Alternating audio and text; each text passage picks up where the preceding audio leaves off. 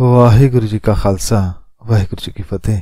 संगत जी, गुरु साहब की कृपा से आज हम जपजी साहब के तीसरे खंड भाव श्रम खंड अवस्था के बारे में जानेंगे। जैसे सबसे पहले धर्म के बारे में जाना कि धर्म क्या है, कैसे हमने धर्म में आना है, कैसे उसे कमाना है। उसके बाद दूसरे खंड भाव दूसरी अवस्था के हिस्से ज्ञान खंड को जाना। भाव धर्मी हो जाने के पश्चात ज्ञान प्राप्त करना है, जितना हो सके उतना। इसके बाद तीसरे हिस्से में है श्रम खंड। भाव जो ज्ञान प्राप्त किया है उस पर अब श्रम करना है, मेहनत करनी है। ज्ञान को केवल पढ़ लेना, लिख लेना, सुना लेना ही काफी नहीं, इस पर अमल भी करना है। जब हम सीखे हुए पर काम करते हैं तो मन और सुंदर हो जाता है, बलवान हो जाता है, ज्ञानवान हो जाता है, प्रभु गुणों से भर जाता है। तो श्रम खंड की पौड़ी में और क्या क्या है उसके बारे में हम गुरु साहब की कृपा से जानने की कोशिश करते हैं। तो श्रम खंड की पौड़ी की शुरुआत संगत जी ज्ञान से होती है। जैसे कि गुरु साहब फरमाते हैं कि ज्ञान खंड में ज्ञान प्रचंड। प्रचंड भाव तेज, प्रबल, बलवान। भाव ज्ञान खंड ज्ञान की अवस्था में ज्ञान ही बलवान होता है, तेज होता है। संगत जी, खुशी केवल चीजों से नहीं बल्कि ज्ञान से भी होती है। जब किसी को किसी नई वस्तु का ज्ञान या कुछ नई शिक्षा का ज्ञान होता है तो मन बहुत खुश होता है, प्रसन्न होता है कि कुछ नया जाना है। गुरु साहब ज्ञान को प्रचंड ज्ञान कह रहे हैं। भाव जब मन में ज्ञान का प्रकाश होता है तो हर तरह का वहम, भ्रम आदि ज्ञान के तेज प्रकाश में भस्म हो जाता है। फिर जो बचता है वह केवल सत्य होता है, केवल रब होता है। और इस अवस्था में फिर जो आनंद है उसके बारे में आगे वाली पंक्ति में गुरु साहब फरमाते हैं कि तिथ्य नाद विनोद कोड आनंद। नाद का अर्थ राग भी होता है और शब्द भी। तो जब ज्ञान का मन में तेज प्रकाश होता है तो फिर मन में से नाद सुनाई देता है, शब्द सुनाई देता है। संगत जी, पहले हमें अपने अंदर की आवाज सुनाई नहीं देती। क्यों? क्योंकि अंदर विकारों का शोर होता है। पर जब गुरु के ज्ञान का मन में प्रचंड प्रकाश होता है तो उसमें सब विकार जल जाते हैं, मन पावन हो जाता है। फिर मन को अंदर की आवाज बड़ी साफ साफ सुनाई देती है, नाद सुनाई देता है, शब्द सुनाई देता है, जो मन को आनंद नहीं बल्कि परम आनंद देता है। विनोद का भाव है परम आनंद, और विनोद का भाव रंग तमाशे भी होता है। इसके साथ ही कोड का भाव करोड़ या कौतक भी है। तो गुरु से फरमाते हैं कि जैसे हम कोई तमाशा देखें, कोई रंगमंच देखें, कोई संगीत सुने तो मन को कितना आनंद आता है, ऐसे ही आनंद अपने आप मन में पैदा हो जाते हैं जब मन में ज्ञान होता है। जब मन में शब्द नाद सुनाई देता है तो मन में परम आनंद पैदा होता है। करोड़ों तरह के रंग तमाशों का आनंद, कौतुकों का आनंद, विनोद मन में विद्यमान हो जाता है। कब? जब मन में ज्ञान का तेज प्रकाश हो। तो संगत जी, सदगुरु से हमने ज्ञान का हिस्सा होने वाली अवस्था में पहुंचना है। फिर ही मन अगली अवस्था श्रम खंड में जाता है। श्रम भाव श्रम, मेहनत, अर्थात जो ज्ञान प्राप्त किया है उस पर अब अमल करना है, उसे जीना है। गुरु साहब आगे वाली पंक्ति में फरमाते हैं कि श्रम खंड की बाणी रूप। श्रम भाव श्रम, मेहनत, अर्थात श्रम खंड की जो अवस्था है इसकी बानी।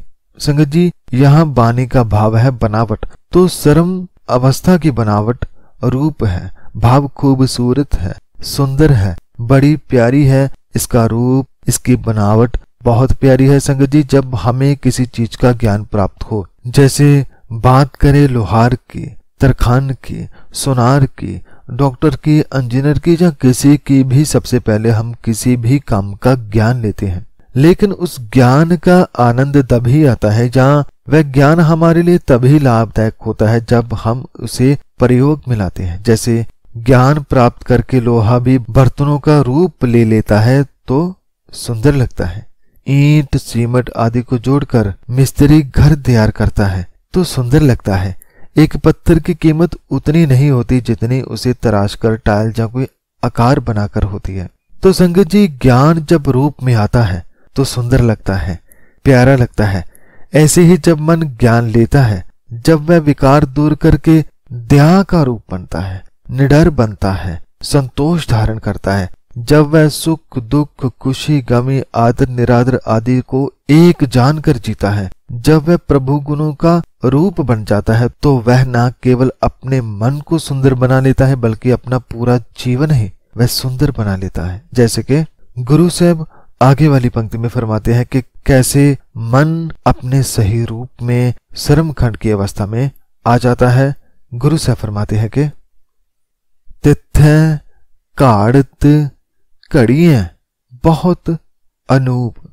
संगत जी, कारीगर जैसे वस्तुओं को घड़कर उन्हें आकार देता है, जैसे किसान बंजर जमीन में मेहनत करके उसमें फसल उगा देता है, ऐसे ही मन जो बहुत सख्त था, वहम भरम आदि में फंसा था, जब वह धर्म में आता है, ज्ञान लेकर मन से विकार दूर करता है, तो मन में ज्ञान का प्रकाश होता है। मन फिर धीरे धीरे अपने असल रूप में वापस आता है। मन गढ़ना भाव तराशना शुरू हो जाता है। मन के ऊपर जो बेकार मिट्टी है, पत्थर है, विचार है, वह निकलते जाते हैं और जैसे जैसे मन ज्ञान पर मेहनत करता है, श्रम करता है, तो मन सुंदर बनता जाता है। गुरु साहब फरमाते हैं कि इस श्रमखंड की अवस्था में नई घाड़त के कारण मन बहुत सुंदर गढ़ा जाता है। बहुत अनूप भाव, बहुत सुंदर मन की घाड़त घड़ी जाती है।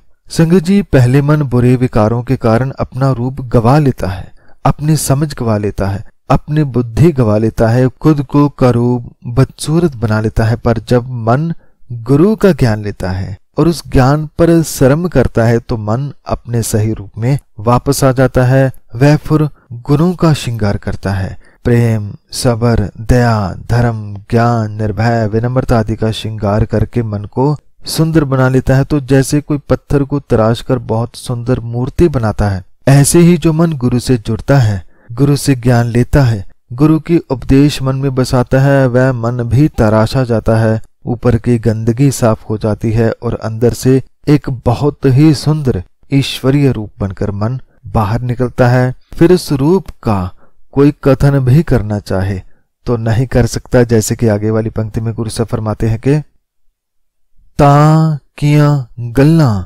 कथियां ना जा, अर्थात ये अवस्था इतनी प्यारी है कि इसमें मन का रूप बड़ा सुंदर बन जाता है, वह प्रभु गुणों की मूर्त हो जाता है। इस अवस्था में जो मन पहुंचता है, जो मन ज्ञान पर मेहनत करता है, जो पढ़ा है, जो समझा है, जब मन उसे जीकर खूबसूरत बनता है, तो ता किया गल्ला भाव उनकी बातों का फिर कथन नहीं किया जा सकता, क्योंकि ये अवस्था बयान से परे है। यदि कोई कहना भी चाहे कि ये घाड़त कैसे घड़ी गई, तो भी कही नहीं जा सकती। गुरु साहब इस पंक्ति में फरमाते हैं कि इस अवस्था में पहुंचे हुए मन का कथन नहीं किया जा सकता। यदि कोई कहना भी चाहे कि मैं कथन कर सकता हूं, तो उसके बारे में गुरु साहब आगे वाली पंक्ति में फरमाते हैं कि जे को कहें पिछे पछुताए भाव, यदि कोई कहे कि मैं बता सकता हूं कि जो मन श्रमखंड में पहुंचा है उसकी अवस्था क्या है, तो भी नहीं बता सकता। यदि बताए भी तो बाद में पश्चाताप करता है। संगत जी, कोई बताना भी चाहे तो कैसे बता सकता है? शरीर हो तो बताए। शरीर कमजोर था, अब बलवान कर लिया। कैसे किया? मेहनत करके, वर्जिश करके। या पहले गरीब था, अब पैसे कमाकर अमीर बना। कैसे बना? व्यापार करके। तो शरीर के बारे में बताया जा सकता है, वो दिखाई देता है, पर मन का रूप कैसे बदला, कैसे बताएंगे? मन पहले चंचल था, अब स्थिर है। कैसे? मन पहले अशांत था, अब शांत है। कैसे? मन पहले लोभ से भरा था, अब संतोष से। कैसे? संगत जी, कुछ मन की आदतें जो दिखाई देती हैं उसके बारे में तो फिर भी थोड़ा बहुत बताया जा सकता है, लेकिन बहुत कुछ ऐसा होता है जो केवल मन जानता है, जो केवल अकाल पुरख जानता है। तो कोई कैसे बता सकता है कि मन कैसे बदला, कैसे वे आनंद में है? संगत जी, इसका कथन नहीं किया जा सकता। गुरु से फरमाते हैं कि यदि कोई उनकी महिमा कथन करने की चेष्टा करता भी है तो उसे बाद में पछताना पड़ता है कि मैंने जो कहा कम कहा, मैंने जो कहा पूरा नहीं कहा, मैंने जो कहा वह सही नहीं था, मैंने जो कहा वह उस अवस्था के सामने कुछ भी नहीं था। तो जितना भी कहें कम है। पर गुरु साहब इसके आगे फरमाते हैं कि जब मन सुंदर बना तो कैसे बना, क्या क्या मन को प्राप्त हुआ, उसके बारे में गुरु साहब फरमाते हैं कि तिथै घड़ियां सुरत, मत, मन, बुद्ध। श्रमखंड की अवस्था में क्या क्या घड़ा जाता है? गुरु साहब फरमाते हैं कि तित्थ है भाव, श्रमखंड में घड़ी है सुरत। सुरत का भाव है चित्त। जैसे चित्रकार चित्र बनाते हैं, ऐसे सुरत का काम है चित्र बनाना। जैसे विज्ञान कहता है कि दिमाग के दो विशेष काम होते हैं, उसमें से एक है स्टोरिंग ऑफ इंफॉर्मेशन। हाथ, कान, आंख, भाव हमारी इंद्रियों द्वारा जो ज्ञान प्राप्त होता है, उस इंफॉर्मेशन को सुरत स्टोर करती है, उसे जमा करती है। और मत भाव ममता, अर्थात जो ज्ञान सुरत लेती है उसके अनुसार मत इच्छाएं पैदा करती है। तो हमारी सुरत क्या क्या जमा कर रही है, उसी के हिसाब से हमारी मत बनती है। पर जब श्रम खंड में मन पहुंचता है तो वह फिर केवल सत्य देखता है, रब को हर किसी में देखता है, उसमें फिर बिल्कुल भी विकार नहीं होता, जिस कारण सुरत और मत दोनों सुंदर हो जाती हैं। उनकी बनावट बड़ी सुंदर हो जाती है। और मन भाव विचारों को बनाने व मिटाने वाला काम मन करता है। संगत जी, मन हर वक्त कुछ न कुछ विचार बनाता ही रहता है और बनाकर मिटा भी देता है। क्यों? क्योंकि मन के पास गुरु की बुद्धि नहीं होती, जिस कारण वह हर विचार में फंस जाता है, उलझ जाता है, दुविधा में फंस जाता है और नए नए विचारों के कारण बंधनों में जकड़ा जाता है। मन फंसना तो जानता है, पर निकलना कैसे है इसका पता नहीं होता। परंतु जब मन गुरु से ज्ञान लेता है तो वह फिर हर बंधन से आजाद हो जाता है, विचार शुद्ध हो जाते हैं। और बुद्धि, जिसका काम होता है सही गलत की पहचान करना, वह भी सुंदर हो जाती है। जब हम गुरु के प्राप्त किए ज्ञान पर मेहनत करते हैं, फिर बुद्धि को पता चलता है कि मन के लिए क्या सही है और क्या गलत।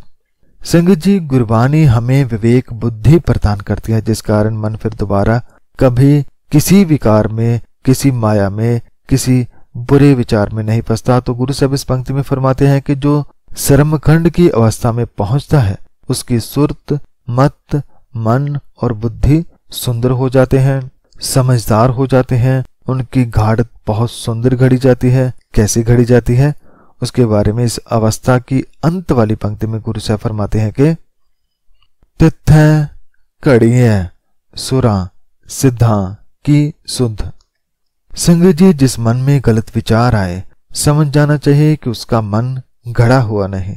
जो मत गलत सोच रही है, समझो उसकी मत गढ़ी हुई नहीं। जो सही फैसले नहीं ले सकता, समझो उसकी बुद्धि सही नहीं। परंतु जिसका मन गुरु के शब्द में, नाद में, ज्ञान में गढ़ा जाए, तराशा जाए, उसकी सोच, विचार, बुद्धि शुद्ध हो जाती है। वह सही फैसले लाने वाला हो जाता है। जैसे माना जाता था और है कि देवताओं में बहुत अक्ल होती है।